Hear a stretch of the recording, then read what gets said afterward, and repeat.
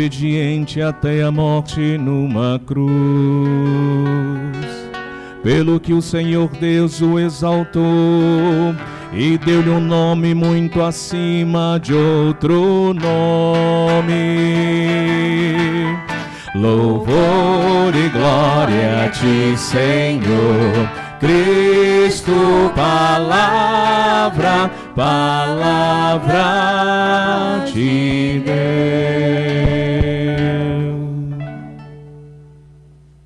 Paixão de nosso Senhor Jesus Cristo, segundo João.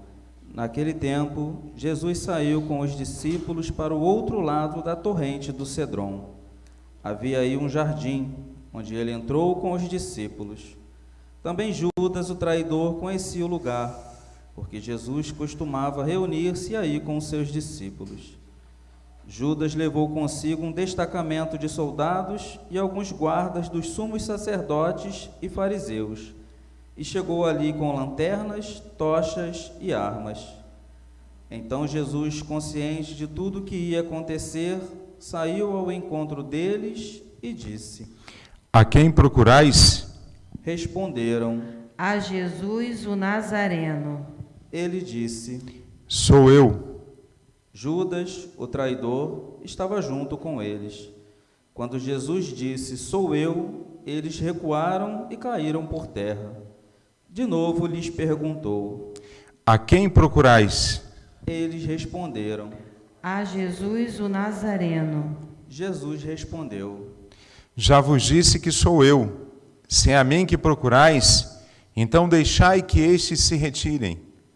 Assim se realizava a palavra que Jesus tinha dito: Não perdi nenhum daqueles que me confiaste.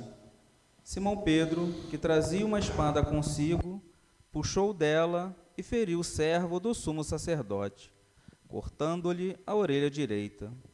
O nome do servo era Malco. Então Jesus disse a Pedro: Guarda tua espada na bainha. Não vou beber o cálice que o Pai me deu? Então os soldados, o comandante e os guardas dos judeus prenderam Jesus e o amarraram. Conduziram-no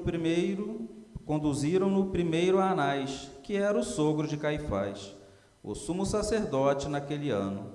Foi Caifás que deu aos judeus o conselho: Simão Pedro e um outro discípulo seguiam Jesus. Esse discípulo era conhecido do sumo sacerdote e entrou com Jesus no pátio do sumo sacerdote. Pedro ficou fora, perto da porta. Então o outro discípulo, que era conhecido do sumo sacerdote, saiu, conversou com a encarregada da porta e levou Pedro para dentro. A criada que guardava a porta disse a Pedro: Não pertences também tu aos discípulos desse homem? Ele respondeu: Não. Os empregados e os guardas fizeram uma fogueira e estavam se aquecendo, pois fazia frio. Pedro ficou com eles, aquecendo-se. Entretanto, o sumo sacerdote interrogou Jesus a respeito de seus discípulos e de seu ensinamento. Jesus lhes respondeu: Eu falei às claras ao mundo. Ensinei sempre na sinagoga e no templo, onde todos os judeus se reúnem. Nada falei às escondidas. Por que me interrogas? Pergunta aos que ouviram o que falei. Eles sabem o que eu disse. Quando Jesus falou isso, um dos guardas que ali estava deu-lhe uma bofetada, dizendo: É assim que respondes ao sumo sacerdote? Respondeu-lhe Jesus: Se respondi mal, mostra em quê. Mas, se falei bem, por que me bates? Então Anás enviou Jesus amarrado para Caifás, o sumo sacerdote. Simão Pedro continuava lá, em pé, aquecendo-se. Disseram-lhe: Não és tu também um dos discípulos dele? Pedro negou: Não. Então um dos empregados do sumo sacerdote, parente daquele a quem Pedro tinha cortado a orelha, disse: Será que não te vi no jardim com ele? Novamente Pedro negou, e na mesma hora o galo cantou. De Caifás levaram Jesus ao palácio do governador. Era de manhã cedo. Eles mesmos não entraram no palácio, para não ficarem impuros e poderem comer a Páscoa. Então Pilatos saiu ao encontro deles e disse: Que acusação apresentais contra este homem? Eles responderam: Se não fosse malfeitor, não o teríamos entregue a ti. Pilatos disse: Tomai-o vós mesmos e julgai-o de acordo com a vossa lei. Os judeus lhe responderam: Nós não podemos condenar ninguém à morte. Assim se realizava o que Jesus tinha dito, significando de que morte havia de morrer. Então Pilatos entrou de novo no palácio, chamou Jesus e perguntou-lhe: Tu és o rei dos judeus? Jesus respondeu: Estás dizendo isso por ti mesmo, ou outros te disseram isso de mim? Pilatos falou: Por acaso sou judeu? O teu povo e os sumos sacerdotes te entregaram a mim. O que fizeste? Jesus respondeu: O meu reino não é deste mundo. Se o meu reino fosse deste mundo, os meus guardas teriam lutado para que eu não fosse entregue aos judeus. Mas o meu reino não é daqui. Pilatos disse a Jesus: Então, tu és rei? Jesus respondeu: Tu o dizes. Eu sou o rei.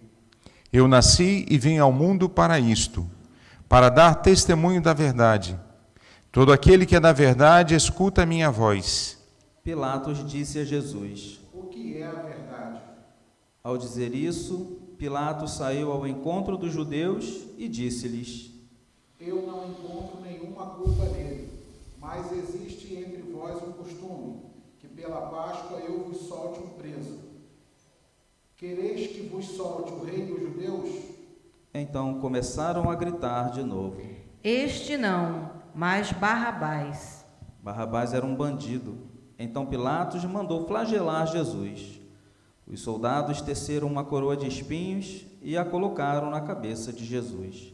Vestiram-no com um manto vermelho, aproximavam-se dele e diziam: Viva o rei dos judeus! E davam-lhe bofetadas.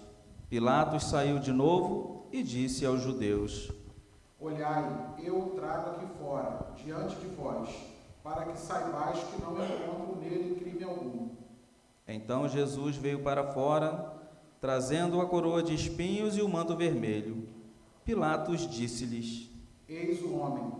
Quando viram Jesus, os sumos sacerdotes e os guardas começaram a gritar. Crucifica-o! Crucifica-o! Pilatos respondeu: Levai-o vós mesmos para o crucificar, pois eu não encontro nele crime algum.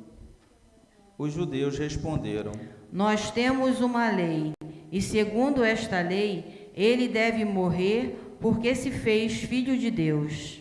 Ao ouvir essas palavras, Pilatos ficou com mais medo ainda. Entrou outra vez no palácio e perguntou a Jesus: De onde és tu? Jesus ficou calado. Então Pilatos disse: Não me respondes? Não sabes que tenho autoridade para te soltar e autoridade para te crucificar? Jesus respondeu: Tu não terias autoridade alguma sobre mim se ela não te fosse dada do alto. Quem me entregou a ti, portanto, tem culpa maior. Por causa disso, Pilatos procurava soltar Jesus, mas os judeus gritavam: Se soltas este homem, não és amigo de César. Todo aquele que se faz rei declara-se contra César. Ouvindo essas palavras, Pilatos levou Jesus para fora e sentou-se no tribunal, no lugar chamado Pavimento, em hebraico, Gábata. Era o dia da preparação da Páscoa, por volta do meio-dia. Pilatos disse aos judeus: Eis o vosso rei.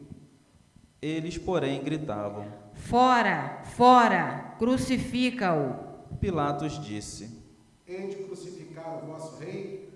Os sumos sacerdotes responderam: Não temos outro rei senão César. Então Pilatos entregou Jesus para ser crucificado, e eles o levaram. Jesus tomou a cruz sobre si e saiu para o lugar chamado Calvário, em hebraico, Gólgota. Ali o crucificaram com outros dois, um de cada lado e Jesus no meio. Pilatos mandou ainda escrever um letreiro e colocá-lo na cruz. Nele estava: muitos judeus puderam ver o letreiro, porque o lugar em que Jesus foi crucificado ficava perto da cidade. O letreiro estava escrito em hebraico, latim e grego. Então os sumos sacerdotes dos judeus disseram a Pilatos: não escrevas o rei dos judeus, mas sim o que ele disse: eu sou o rei dos judeus. Pilatos respondeu: o que escrevi está escrito. Depois que crucificaram Jesus, os soldados repartiram a sua roupa em 4 partes, uma parte para cada soldado. Quanto à túnica, esta era tecida sem costura, em peça única de alto a baixo. Disseram então entre si: não vamos dividir a túnica, tiremos a sorte para ver de quem será. Assim se cumpria a escritura que diz: repartiram entre si as minhas vestes e lançaram sorte sobre a minha túnica. Assim procederam os soldados. Perto da cruz de Jesus estavam de pé sua mãe, a irmã da sua mãe, Maria de Cleofas e Maria Madalena. Jesus, ao ver sua mãe e ao lado dela o discípulo que ele amava, disse à mãe: mulher, este é o teu filho. Depois disse ao discípulo: esta é a tua mãe. Dessa hora em diante, o discípulo a acolheu consigo. Depois disso, Jesus, sabendo que tudo estava consumado e para que a escritura se cumprisse até o fim, disse: tenho sede. Havia ali uma jarra cheia de vinagre. Amarraram numa vara uma esponja embebida de vinagre e levaram-no à boca de Jesus. Ele tomou o vinagre e disse: tudo está consumado. E, inclinando a cabeça, entregou o Espírito.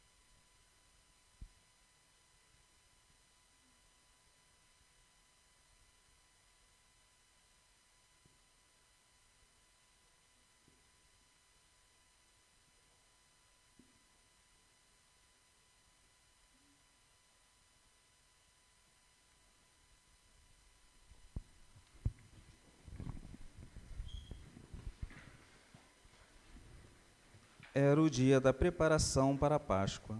Os judeus queriam evitar que os corpos ficassem na cruz durante o sábado, porque aquele sábado era dia de festa solene.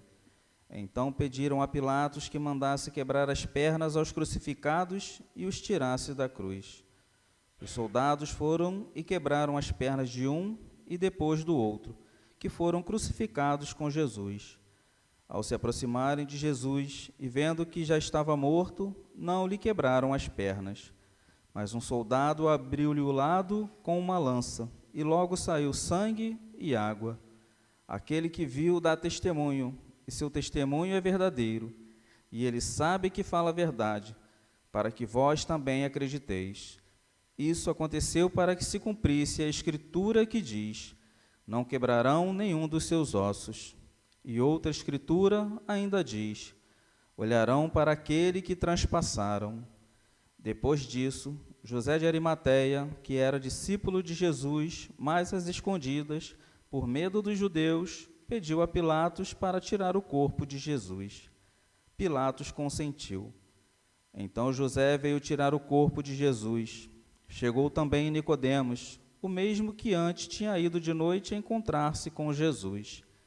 Levou uns 30 quilos de perfume feito de mirra e aloés. Então tomaram o corpo de Jesus e envolveram-no com os aromas em faixas de linho, como os judeus costumavam sepultar. No lugar onde Jesus foi crucificado havia um jardim, e no jardim um túmulo novo, onde ainda ninguém tinha sido sepultado.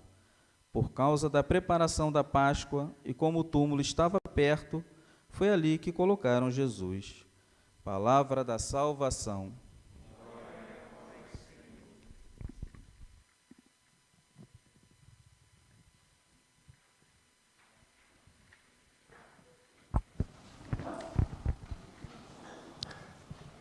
Irmãos, o missal prevê uma breve homilia para essa celebração. Não é necessário fazer homilia longa, porque a própria palavra já nos introduz nesse mistério que estamos hoje celebrando. Ontem celebrávamos a missa da ceia do Senhor, dando início ao Tríduo Pascal. Hoje nos encontramos para celebrar a morte de Cristo. Nessa celebração que não é uma missa, não celebramos mais a missa no Tríduo Pascal, né? Só no começo e no final, a missa da ceia do Senhor e na vigília pascal. Hoje a palavra fala de Cristo que morre verdadeiramente na cruz por mim e por você. Não é uma lenda, não é uma história bonita, não é algo que é para mexer no nosso coração e dar sentimentos de paz e de tranquilidade. Não, irmãos. Estamos diante aqui do maior de todos os mistérios. O amor de Deus tão grande, mas tão grande, foi capaz de entregar o seu próprio Filho para que eu e você tivéssemos uma vida que nós não temos. Cristo morre na cruz pelos nossos pecados, para nos resgatar a nós escravos. Nós que estamos tantas vezes fechados em nós mesmos, com medo da morte. Esse tempo agora é um tempo que a morte é colocada muito diante dos nossos olhos. Talvez agora o Beto já tenha falecido lá em São João da Boa Vista. Irmão do reitor do seminário de Belém, do padre Carlos César. Ontem à noite eu voltei para casa muito tarde, um engarrafamento tremendo na Avenida Brasil. E mandava para mim: Marcos, o Beto, meu irmão, 2 paradas cardíacas, está entubado com Covid. E ele foi meu catequista, ele me anunciou o Evangelho. Era o irmão mais velho, me dava muita força. Talvez já tenha falecido, Deus já tenha levado o Beto. A morte, irmãos, está diante de nós, né? Talvez também o padre Antônio Cleidvan está melhorando, graças a Deus. Talvez hoje já vai para a enfermaria tirar o oxigênio dele, está respondendo muito bem. O padre Pablo também, não falei ontem, o padre Pablo também está internado. Fez 3 testes, deu tudo negativo. Mas está com o pulmão também comprometido, estava com bastante tosse. O padre José Fernando está melhorando. Esse tempo que a morte vem ao nosso encontro, né?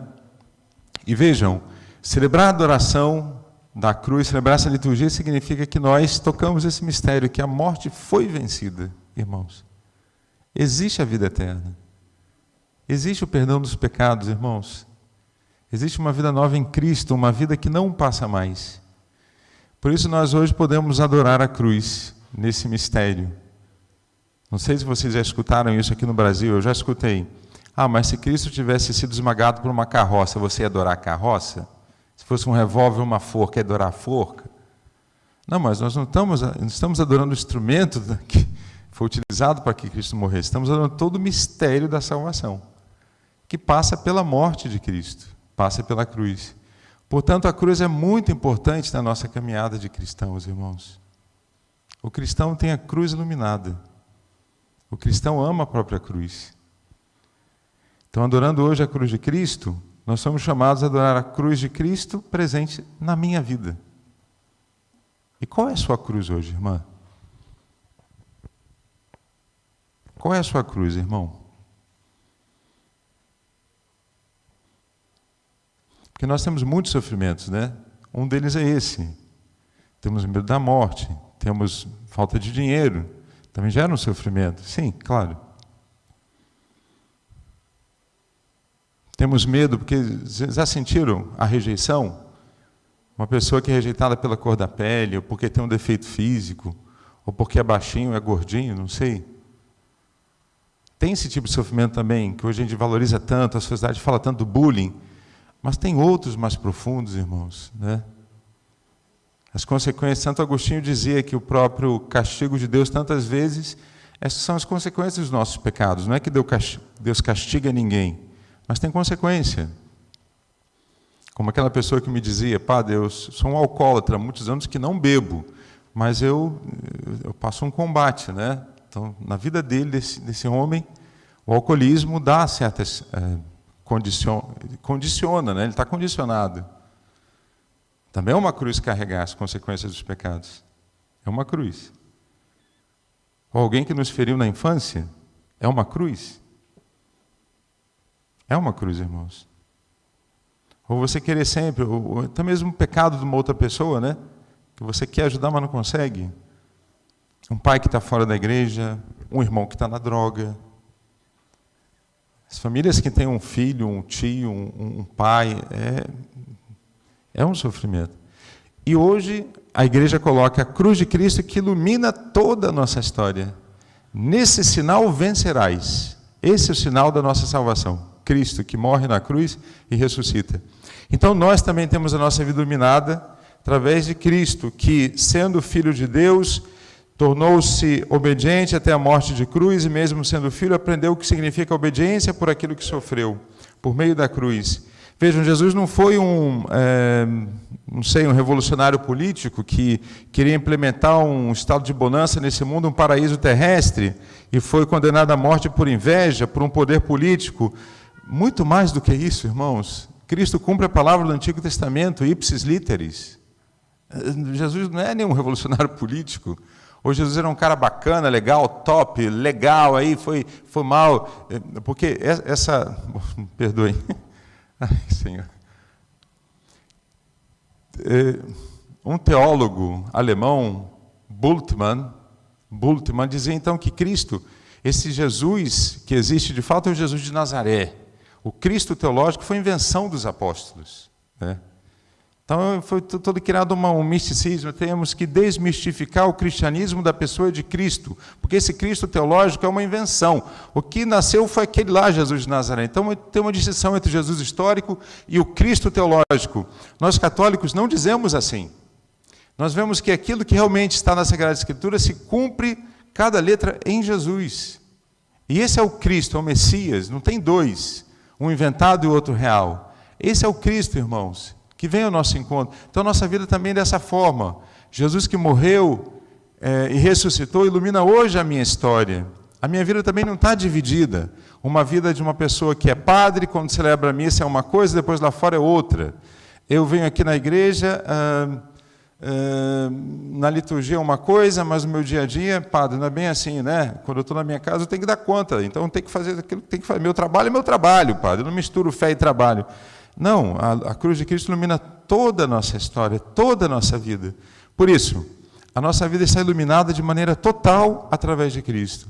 Por isso que hoje, fazendo esse gesto de adoração da cruz, também o Senhor nos convida a tocar a Cristo que está presente na minha vida, no meu casamento, no presbiterato, no seminário. Adorar Cristo aí, que está na tua história, né? Cristo está presente na sua vida, irmão. Os acontecimentos da sua vida. Está aí. E aí também tem uma cruz, que o Senhor quer fazê-la gloriosa. A cruz do cristão é gloriosa. Primeira santa do Brasil, a Madre Paulina, não sei se vocês sabem, Deus permitiu perseguição na vida dela. A congregação que ela fundou a rejeitou. E ela não podia ficar na casa que ela mesma tinha construído como Madre Superiora. Não podia entrar ali. E Deus permitiu a doença na vida dela, permitiu a diabetes, ela ficou cega, perdeu um braço. E as últimas palavras da vida dela, como muitos anos, eram: em tudo seja feita a vontade de Deus. Em tudo seja feita a vontade de Deus. Então, uma pessoa que tinha história iluminada, né? Tudo seja feita a vontade de Deus.